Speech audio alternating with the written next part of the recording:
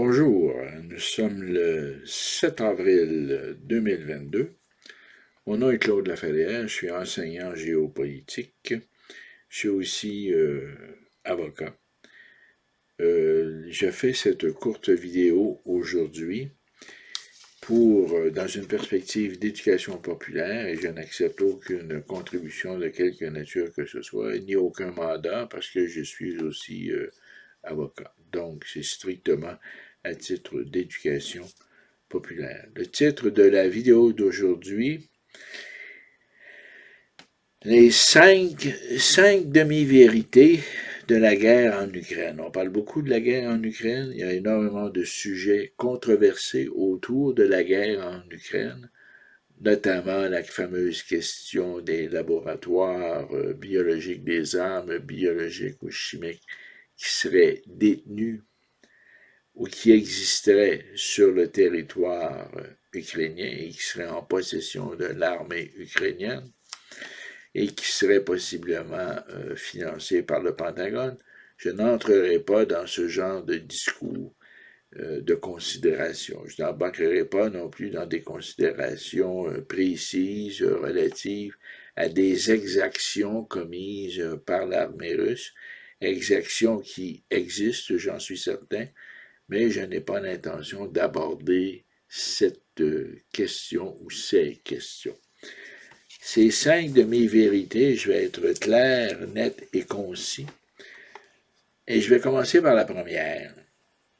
D'abord, le président Biden, depuis plusieurs semaines, dit que Poutine est un criminel de guerre, qu'il commet des génocides, crimes contre l'humanité. Donc, trois catégories. Crimes de guerre, crimes contre l'humanité et génocide. Autrement dit, il lui sert le pactole du statut de Rome qui sert de fondement à la Cour pénale internationale. Évidemment, je n'ai pas l'intention de me prononcer à savoir s'il a tort ou s'il a raison de se lancer dans des diatribes extrêmement agressives contre Poutine. Il l'a fait bien avant la pandémie, il l'avait traité d'assassin et ainsi de suite. C'est une diplomatie qui n'en est pas une en réalité, qui sont des déclarations incendiaires qui visent à provoquer. Mais c'est pas là le premier point que je veux aborder avec vous. Le premier point que je veux aborder, c'est que les États-Unis, tout comme la Russie et la Chine, ne reconnaissent pas l'autorité, la juridiction de la Cour pénale internationale, en vertu de laquelle sont initiées des enquêtes. Par la suite, des accusations sont portées et ensuite il y a des condamnations pour tout ce qui est relié à des crimes de guerre, des crimes contre l'humanité, des génocides, et ainsi de suite. Donc, je vais être très clair, le langage de M. Biden est tout à fait double. En fait, il parle des deux côtés de la bouche parce qu'il sait très bien que les États-Unis ne reconnaissent pas la juridiction de la Cour pénale internationale. En fait, la position traditionnelle américaine est que les États-Unis, on l'a vu dans le massacre de My Lai, dans le cadre de la guerre du Vietnam, on l'a vu dans le cas de la prison Abu Ghraib en Irak, où les soldats américains ont pratiqué de la torture sur des détenus irakiens. Eh bien, on sait fort bien que les Américains veulent conserver l'autorité de discipliner à l'interne leurs propres troupes. Donc, c'est la première demi-vérité. M. Biden, président des États-Unis, a intérêt à informer le public que son gouvernement et que les États-Unis, la position traditionnelle des États-Unis est de ne pas reconnaître l'autorité de la Cour pénale internationale, qui est pourtant une cour importante, qui a été à un moment donné présidée ou à laquelle l'honorable Louise Arbour a participé. Bon. Deuxième point important, ce qui est au-delà de toute controverse, je pense, on nous dit dans les médias que la Russie est isolée. Eh bien, est-ce que la Russie est isolée? C'est faux, elle n'est pas isolée. La Russie bénéficie des abstentions au Conseil de sécurité, à l'Assemblée générale des États-Unis, à l'Assemblée générale des Nations unies, elle bénéficie de l'abstention de plusieurs pays, ce qui constitue en fait une approbation, un support déguisé. En langage diplomatique, c'est une façon, si vous voulez, un peu hypocrite ou diplomatique de donner son appui sans se compromettre. C'est la position de la Chine depuis le début de la guerre. À savoir que la Chine a conclu des ententes militaires, des ententes en matière d'énergie, de transport et de défense, de fourniture d'armes avec la Russie, et la Chine n'a pas du tout l'intention de bouger à cet effet. Leur entente est solide comme le roc, pour prendre l'expression qu'on retrouve dans les médias. Donc, la Russie a l'appui de la Chine de façon, je vous dirais, factuelle, empirique. Deuxièmement, elle a l'appui que la Chine est une puissance nucléaire. Deuxièmement, la Russie bénéficie de l'appui clair et net de la Corée du Nord, qui est aussi une autre puissance nucléaire, soit dit en passant. Et depuis que Biden est au pouvoir, ils ont recommencé les essais de missiles balistiques, bon, pour éventuellement atteindre les États-Unis. Bon. Ensuite, autre abstention très remarquée, l'Inde et le Pakistan. L'Inde et le Pakistan sont des puissances nucléaires.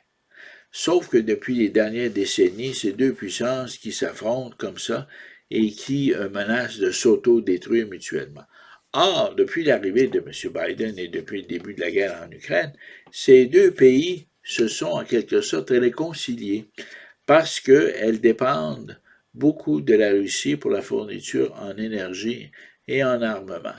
Donc, deux autres puissances nucléaires qui viennent de se joindre au club russe, chinois et coréen. Ça finit par faire pas mal de monde d'un même côté. Et là, je ne parle pas bien sûr des autres pays qui se sont abstenus, comme on va dire l'Iran, par exemple. L'Iran, d'une certaine manière, va s'aligner avec le Pakistan. Ce sont deux républiques islamiques, n'est-ce pas? Donc, on se retrouve avec deux blocs. Comme durant la Deuxième Guerre mondiale, hein, il y avait des blocs. Vous aviez les Alliés, les États-Unis, la France, l'Angleterre, et de l'autre côté, vous aviez l'Allemagne, l'Italie et le Japon, ce qu'on appelait les puissances de l'Axe. Les puissances de l'Axe, maintenant, c'est la Russie, c'est la Chine, c'est l'Inde, le Pakistan, c'est la Corée du Nord. Ça fait pas mal de monde, ce sont toutes des puissances nucléaires. Donc, vous avez trois puissances nucléaires, la France, l'Angleterre et les États-Unis d'un côté, et de l'autre côté, la Russie, la Chine, l'Inde, le Pakistan et la Corée du Nord. Vous comprendrez qu'on se retrouve dans un rapport assez inégal, n'est-ce pas? Vous avez donc la Russie, la Chine, l'Inde, le Pakistan, la Corée du Nord. Donc, on se retrouve avec 5 puissances nucléaires d'un côté et vous avez 3 puissances nucléaires de l'autre. Israël, qui est une puissance nucléaire, pratique l'opacité et c'est plus ou moins retenu dans le dossier ukrainien. Donc, on se retrouve avec une situation très délicate pour nous occidentaux, d'autant plus que le portrait asiatique fait en sorte que l'armement nucléaire du côté des puissances ennemies de l'Axe sont déjà déployés. Tandis que la France et l'Angleterre sont vraiment concentrés dans un seul endroit et les États-Unis, eux, n'ont que leurs sous-marins qui se déploient et qui permettent en quelque sorte d'assurer un certain étalement de l'armement nucléaire. Donc, c'était mon deuxième point. Est-ce que la Russie est isolée? La réponse à ça, c'est non. Troisième point important et qui me trouble, c'est que depuis un mois, le président ukrainien Zelensky réclame un no-fly zone et on lui dit non à répétition, mais on fournit des armes légères pour que les civils aillent se battre avec les Russes, de même que des armes anti-chars, des lance-roquettes, et ce qui a eu un certain effet, il faut le dire, mais on lui refuse toujours le no-fly zone en sachant pertinemment bien que ça fonctionnerait. Jamais, je pense, que Poutine oserait faire abattre un avion des forces de l'OTAN. Donc, l'idée d'un no-fly zone, en fait, le fait qu'on dise non à un no-fly zone condamne l'Ukraine à se faire bombarder et à la population à subir des pertes absolument inacceptables. Donc, et ça, c'est la position de Biden, qui n'a pas de sens, qui n'a pas de sens. On devrait accorder le no-fly zone. Donc, c'était, moi, ce que j'appelle une demi-vérité, c'est qu'au fond, il n'y a jamais vraiment eu d'analyse sérieuse qui a été faite sur les effets que pourrait avoir un no-fly zone et surtout les effets de l'abstention, de s'abstenir, de dire en quelque sorte, oui, on vous accorde le no-fly zone et on le met en place. Même si l'Ukraine ne fait pas partie des forces de l'OTAN, il s'agit en quelque sorte pour l'OTAN et pour les États-Unis d'une menace imminente. La destruction de l'Ukraine, le bombardement de l'Ukraine constitue un crime contre l'humanité, un crime de guerre. Ça n'en fait aucun doute. Et il faut que ça arrête, il faut que ça cesse, et il faut que le jeu, que le double langage, Biden qui parle des deux côtés de la bouche, là, ben, il va falloir qu'à un moment donné, il accorde le no-fly zone, et c'est ça qui mettrait fin au bombardement. Donc, autrement dit, l'OTAN et les États-Unis en tête ont instrumentalisé la guerre en Ukraine à des fins politiques. Et c'est bien malheureux, mais là, il y a tout un peuple qui souffre à cause de ça. Et moi, je pense que le no-fly zone devrait être accordé. Le quatrième point qui m'inquiète, on parle beaucoup du retrait de l'armée russe. Ils se retirent du nord, ils vont se concentrer vers l'est et vers le sud. Et ça, on l'interprète comme une sorte de défaite ou de, si vous voulez, de repli de l'armée russe.